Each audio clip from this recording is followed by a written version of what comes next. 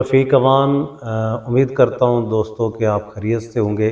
दोस्तों, ईरान का एक बादशाह था और वो बाहर से के मामलात को निपटा के महल के अंदर जा रहा था।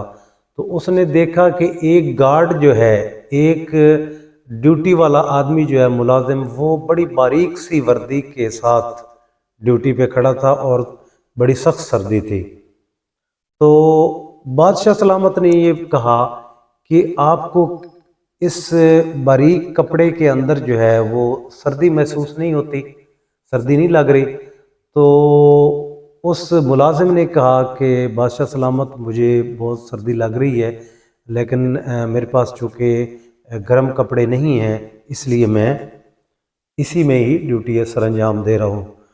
तो बादशाह सलामत ने कहा कि मैं अभी महल के अंदर से गर्म कपड़े भिजवाता हूँ आपके लिए। अच्छा, वो ये बात करके चले गए। बड़े लोग होते हैं, बड़े काम होते हैं, बड़े मसाइल होते हैं, उनको अंदर जाके याद नहीं आया। अब सुबह के टाइम देखा तो वो मुलाजिम फौत हो गया था और उसकी लाश के साथ एक जो है वो ख़त पड़ा था।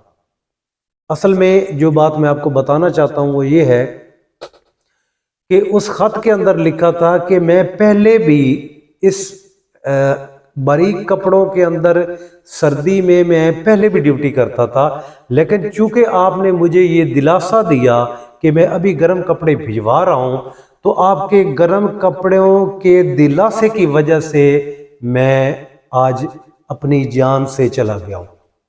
तो जो लोगों के दिलासे होते हैं ना, ये इंसान को मार देते हैं, इंसान खुद नहीं मरता। बहुत शुक्रिया।